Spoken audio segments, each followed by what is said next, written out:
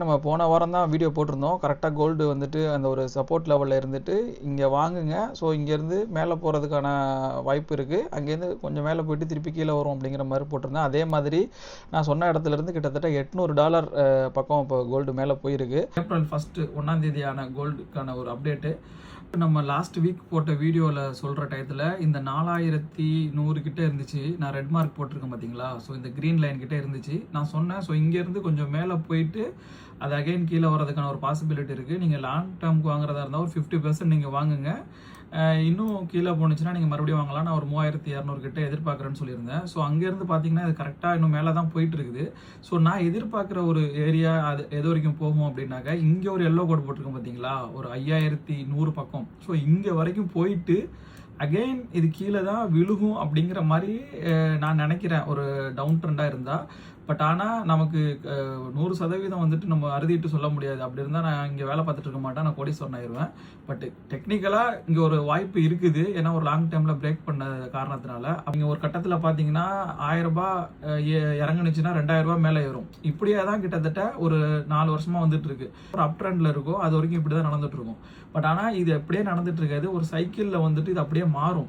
எல்லா மார்க்கெட்டுமே அப்படி தான், ஒரே எதிரியாக மேலே போயிட்டே இருக்காது.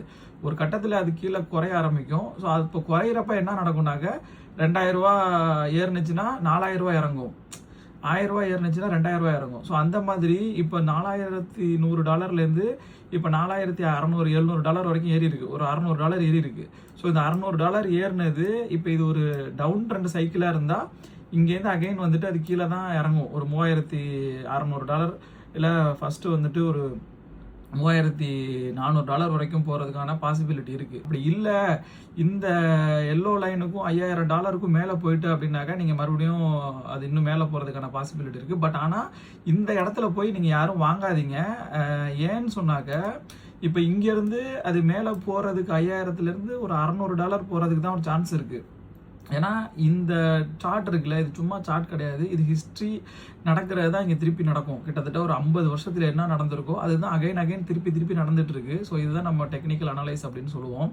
ஸோ இது என்ன நடக்க திருப்பி வாய்ப்பு இருக்குன்னா, இந்த எல்லோ லைனுக்கு மேலே போணுச்சுன்னு வைங்களேன், இங்கேருந்து அகைன் அந்த $5600 வரைக்கும் போயிட்டு அது கிட்டத்தட்ட போயிட்டு அங்கேருந்து அகைன் கீழே விழுறதுக்கான ஒரு சான்ஸும் இருக்குது, ஒரு சைடு வேலை போகிற மாதிரி. ஸோ இந்த ஏரியாவில் போய் நீங்கள் யாரும் தயவு செஞ்சு வாங்கி மாட்டிடாதீங்க. நான் இந்த இடத்துல வந்துட்டு உங்களை ஒரு 50% வரைக்கும் வாங்குங்கன்னு சொன்னேன்.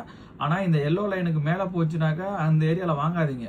வாங்கலாம், எப்போ வாங்கலாம்னா அகைன் ஒரு $600 மேலே போணுச்சுன்னா நீங்கள் தைரியமாக வாங்குங்க.